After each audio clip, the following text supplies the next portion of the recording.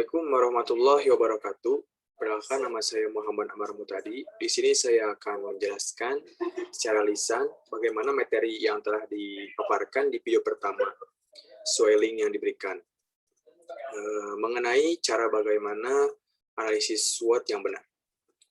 Dimulai dari SWOT itu sendiri, dari 4 kosakata yang dimana S itu strength, artinya kekuatan. Yang kedua weakness, weakness artinya kelemahan. Yang ketiga ada opportunities, artinya peluang atau kesempatan. Yang keempat ada threats atau ancaman. Sebelum menentukan analisis SWOT atau metode SWOT itu sendiri, di sini diharuskan menentukan target utama goals yang mau dianalisa. Seperti halnya kita merencanakan hal yang diinginkan oleh kita, yang ditargetkan oleh kita. Ketika contohnya saya mempunyai bisnis, menginginkan atau mentargetkan omset tersebut mendapatkan 20 miliar atau bahkan 50 miliar. Merealisasikan target tersebut, saya harus memahami bagaimana metode atau analisis SWOT tersebut. Seperti strength atau kekuatan itu sendiri yang bisa saya jalankan, bisnis saya itu di bidang fashion misalnya, seperti baju, sepatu, dan lainnya. Nah, untuk kekuatan itu sendiri, yang pertama dari sektor wilayah atau lokasi yang strategis ibaratnya.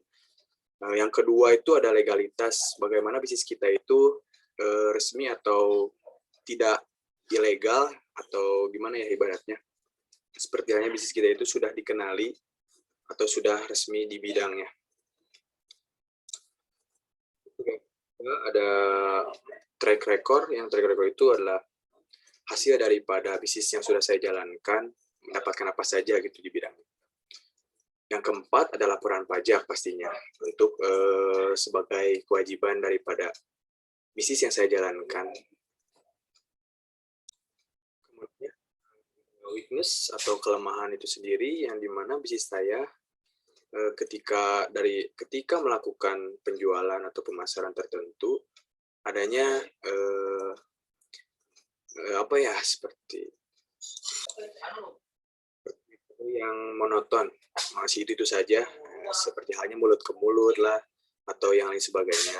Karena di zaman sekarang itu sudah mulai mengandalkan teknologi yang dimana adanya media sosial untuk sebagai perantara memasarkan bisnis yang saya produksi tersebut.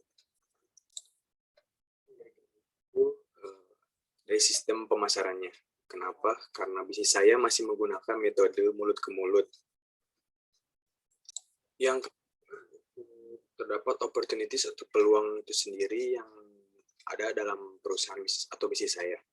Yang pertama adanya training, pastinya training untuk mengasah bagaimana kemampuan si karyawan atau SDM tersebut bisa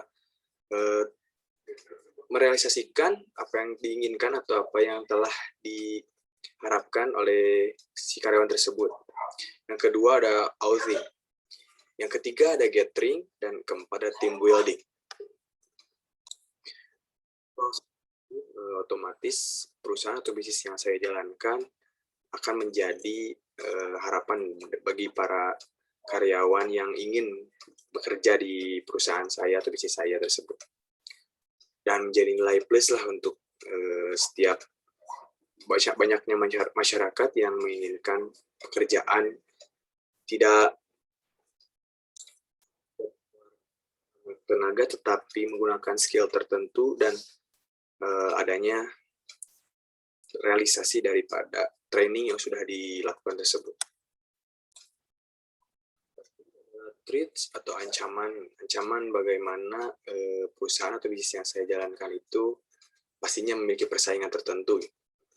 Apalagi bisnis yang saya jalankan adalah bisnis individu atau perseorangan yang bisa sangat cepat memberikan harga tanpa berpikir panjang, efek realisasi kegiatan, dan pertanggungjawaban yang kurang maksimal. Otomatis bisnis yang saya jalankan istilahnya tidak sesuai atau secara maksimal mungkin perusahaan yang seorangan seperti saya gitu, contohnya. Dari penjelasan yang saya jelaskan secara lisan tadi mengenai analisis SWOT yang benar, khususnya pada contoh bisnis saya di bidang fashion yang memang dimulai dari analisis strength atau analisis kekuatan, yang kemudian dilanjutkan ke analisis kelemahan, bagaimana kelemahan daripada perusahaan atau bisnis saya yang jalankan tersebut.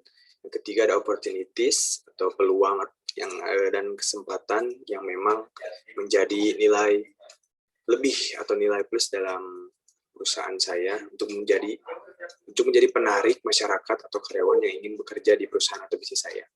Yang terakhir ada ancaman. Pastinya setiap bisnis atau setiap perusahaan memiliki ancaman tertentu, khususnya persaingan atau hal lainnya yang memang menjadi hal lumrah lah dalam kegiatan bisnis. Mungkin kurang lebih seperti itu. Mohon maaf apabila banyak kesalahan. Assalamualaikum warahmatullahi wabarakatuh.